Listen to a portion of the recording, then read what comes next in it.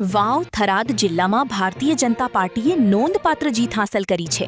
30માંથી 20 સીટો જીતતા પાર્ટીએ સ્પષ્ટ બહુમતી મેળવી છે।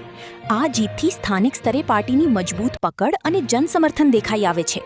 ચૂંટણીમાં મતદાતાઓએ ભાજપ પર વિશ્વાસ વ્યક્ત કરતા વિકાસના મુદ્દાઓને પ્રાધાન્ય આપ્યું હોવાનું માનવામાં આવે છે।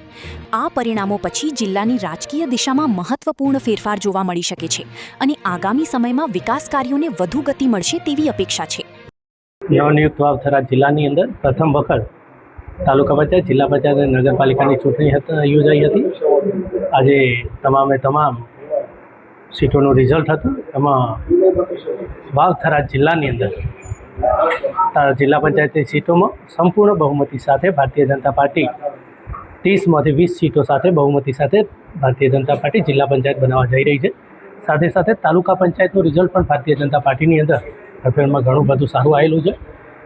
થરાદમાં 24 સીટોમાંથી 23 સીટો પર ભારતીય જનતા પાર્ટી વિજય થયેલી છે। રાહ તાલુકાની અંદર 16માંથી 12 સીટો ઉપર ભારતીય જનતા પાર્ટી વિજય થયેલી છે। ધરણીધરમાં 16માંથી 12 સીટો ઉપર ભારતીય જનતા પાર્ટીના ઉમેદવારો વિજય થયેલા છે।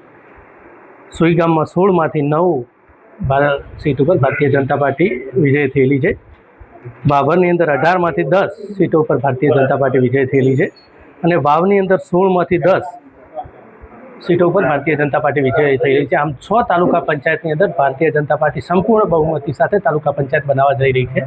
સાથે સાથે દિયોદરમાં 22માંથી 10 અને લાખણીમાં 22માંથી 8 સીટો ભારતીય જનતા પાર્ટીની તાલુકામાં મળી આવેલી છે અને સાથે બાબર નગરપાલિકામાં સંપૂર્ણ ક્લીન ચીટ સાથે કોંગ્રેસના સુપડા સાફ કરીને 24માંથી 24 સીટો ભારતીય જનતા પાર્ટીની અને થરાદ નગરપાલિકામાં 28માંથી 19 સીટો ભારતીય જનતા પાર્ટી વિજય થયેલી છે।